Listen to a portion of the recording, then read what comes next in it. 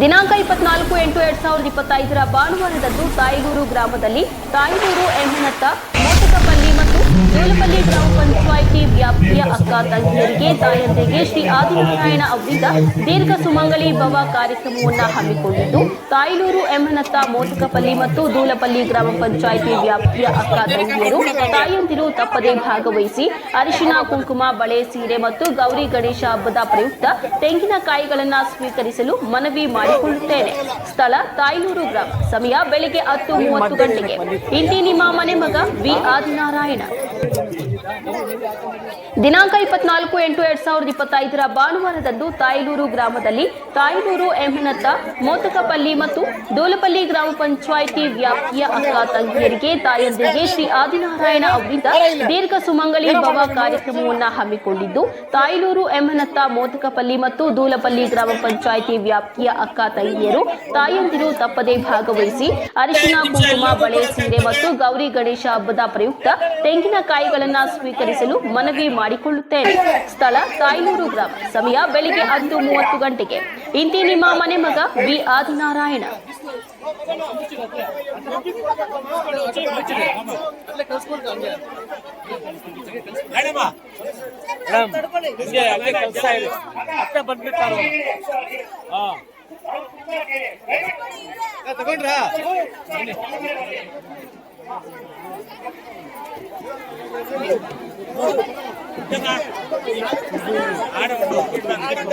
ಯಾಕಂದ್ರೆ ಈಗ program start ಆಗುತ್ತೆ. ದಯವಿಟ್ಟು ಎಲ್ಲ ಬಂದು ಕುತ್ಕೋಬೇಕು. ಕಂಪಾರ್ಟ್ಮೆಂಟ್ ಕ್ಲೋಸ್ ಮಾಡ್ತಾರೆ. ದಯವಿಟ್ಟು ಎಲ್ಲರೂ ಕುತ್ಕೋಬೇಕಾಗಿ ವಿನಂತಿ. ಮಾತಾಡಕ್ಕೆ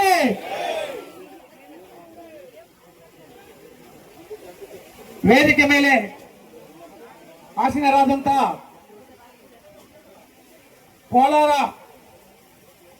ಜನಪ್ರಿಯ ಶಾಸಕರಾದಂತ ಡಾಕ್ಟರ್ ಕೊತ್ತೂರು ಜಿ ಮಂಜಣ್ಣನವರೇ, ನಮ್ಮ ಕೋಲಾರ ಎಂಎಲ್ಸಿ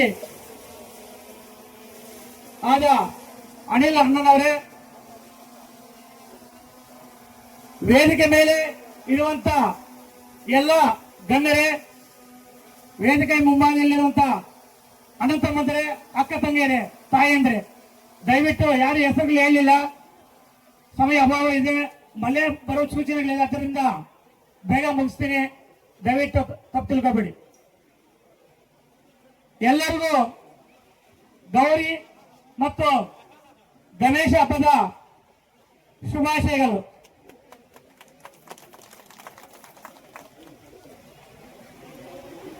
ಕಳೆದ 2023 ಚುನಾವಣೆಯಲ್ಲಿ ನನಗೆ ಸುಮಾರು 68,000 ಮತಗಳನ್ನು ನೀಡಿದ್ದೀರಾ.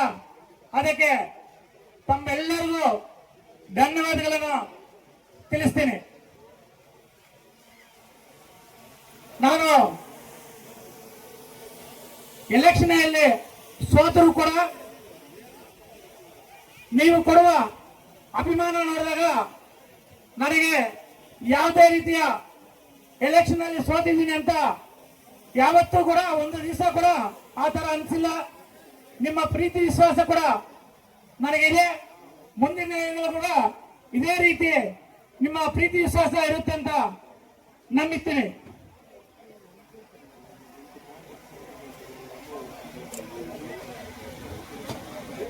ಮಹಿಳೆ ಅಂದ್ರೆ ಈ ಜಗತ್ತಿನ ಕಣ್ಣು.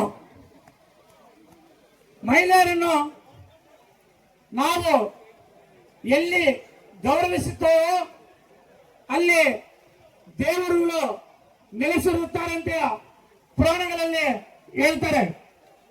ನಾವು ಮಹಿಳೆಯರನ್ನ ಎಲ್ಲಿ ನಾವು ಗೌರವಿಸಿರುತ್ತಲ್ವೋ ಅಂತ ಕಾರ್ಯಕ್ರಮಗಳು, ಅಂತ ಸಭೆಗಳು ಯಾವುದು ಯಶಸ್ವಿಯಾಗಲ್ಲ ಅಂತ ಹೇಳ್ಬಿಟ್ಟು ಈ ಸಂದರ್ಭದಲ್ಲಿ ನಾನು ಹೇಳಲು ಇಚ್ಛಿಸ್ತೀನಿ. ನಮ್ಮ ದೇಶದಲ್ಲಿ ಮಹಿಳೆಯರಿಗೆ ವಿಶೇಷ ಸ್ಥಾನಮಾನವನ್ನು ಕೊಡ್ತಾರೆ.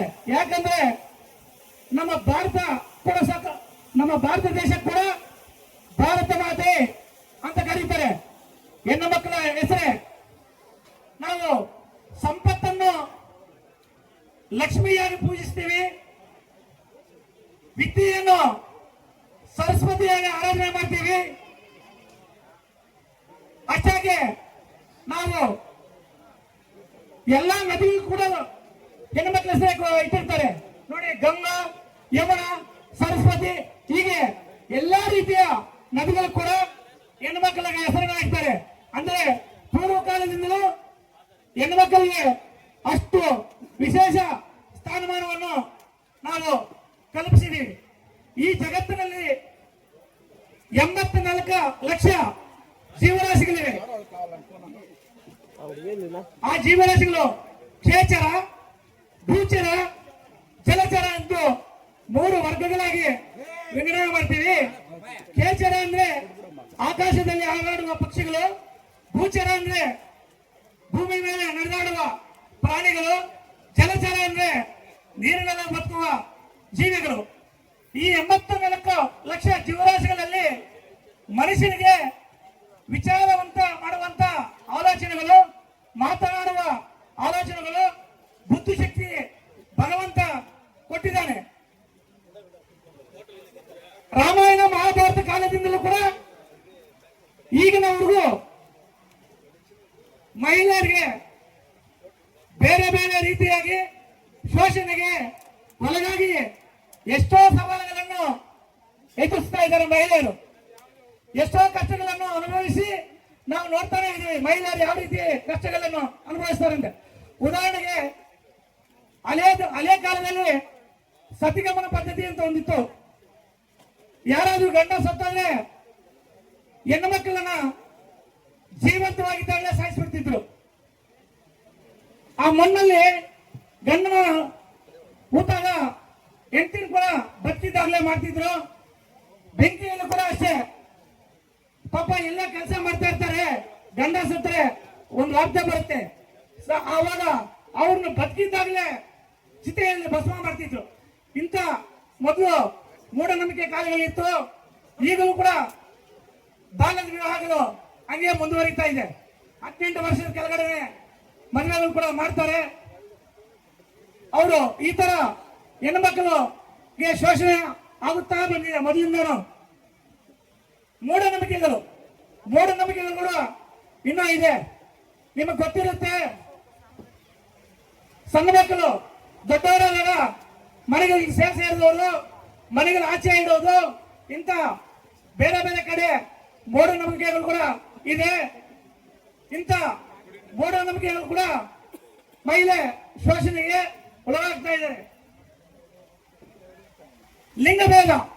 ಲಿಂಗಭೇದ ಅಂದ್ರೆ ಈಗ ಜೆಂಟ್ಸ್ಗೆ ನೀವು ಕೂಲಿ ಹೋಗ್ತೀರಾ, ಜೆಂಟ್ಸ್ಗೆ ಜಾಸ್ತಿ ಕೊಡ್ತಾರೆ, ಮಹಿಳೆಗೆ ಮಾತ್ರ ಕಮ್ಮಿ ಕೊಡ್ತಾರೆ. ಈ ಲಿಂಗಭೇದ ಇರಬಾರ್ದು. ಹೆಣ್ಣು ಗಂಡು ಎರಡೂ ಒಂದೇ. ನೀವು ಯಾವುದೇ ಕೆಲಸ ಮಾಡಿದಾಗ ಮಹಿಳೆಯರು ಎಷ್ಟು ಮುಖ್ಯ, ಗಂಡಸರು ಕೂಡ ಪುರುಷರು ಕೂಡ ಅಷ್ಟೇ ಮುಖ್ಯ. ಅದರಿಂದ ಆ ಲಿಂಗಭೇದ ತಾರತಮ್ಯಗಳು ಇರಬಾರ್ದು. ಮಹಿಳೆ ಇದೇ ರೀತಿ ಶೋಷಣೆಗೆ ಒಳಗಾಗ್ತಾನೆ ಇದ್ದಾರೆ. ಬೇರೆ ಕೆಲವು ದೇಶಗಳಲ್ಲಿ ಭೋಗದ ವಸ್ತುವಾಗಿ ಮಹಿಳೆಯನ್ನ ಇಟ್ಕೊಂತಾರೆ. ಪುರುಷರಿಗೆ ಸೇವೆ ಮಾಡುವಂತ ಭೋಗ ವಸ್ತುವಾಗಿ ಮಹಿಳೆಯನ್ನು ನೋಡ್ತಾರೆ. ಆದ್ದರಿಂದ ಈ ತಾರತಮ್ಯವಾಗಿ ಮಹಿಳೆ ಮತ್ತು ಪುರುಷರು ಎರಡೂ ಒಂದೇ ಸಮ ಅಂತ ಬರಬೇಕು. ಆದ್ರೆ ಅದರಿಂದ ಮಹಿಳಾ ಸಬಲೀಕರಣ ಆಗಬೇಕು. ಪುರಾಣ ಗ್ರಂಥಗಳಲ್ಲಿ ಹೇಳ್ತಾರೆ, 10 ಜನ ಆಚಾರ್ಯರಿಗೆ ಒಂದು ಉಪಾಧ್ಯಾಯರ ಸಮ, 100 ಜನ ಉಪಾಧ್ಯಾಯರಿಗೆ ಒಂದು ತಂದೆ ಸಮ, 100 ತಂದೆಯರಿಗೆ ಒಂದು ತಾಯಿ ಸಮ ಅಂತ. 100 ತಂದೆಯರಿಗೆ ಒಂದು ತಾಯಿ ಸಮ. ಅಂದ್ರೆ ಆ ಹೆಣ್ಣು ಮಕ್ಕಳ ಗೌರವವನ್ನ ಪುರಾಣದಲ್ಲಿ ಕೂಡ ಎತ್ತಿ ಹಿಡಿದಿದ್ದಾರೆ. ಅದಕ್ಕೆ ಹೆಣ್ಣು ಮಕ್ಕಳಿಗೆ ನಮ್ಮ ದೇಶದಲ್ಲಿ ವಿಶೇಷ ಗೌರವವನ್ನು ಕೊಡ್ತೇವೆ.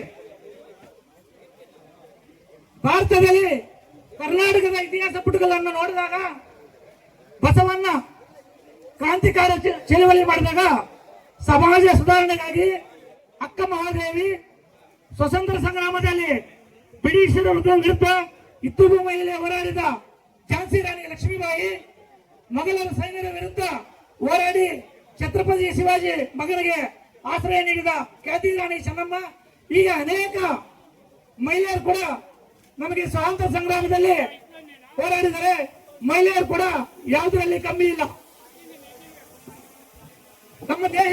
ನಮ್ಮ ದೇಶ ಬಲಿಷ್ಠವಾಗಬೇಕಾದ್ರೆ, ಆರೋಗ್ಯಕರ ರಾಷ್ಟ್ರವನ್ನು ನಿರ್ಮಾಣ ಮಾಡಬೇಕಾದ್ರೆ ಫಸ್ಟ್ ಕುಟುಂಬ ಮುಖ್ಯ.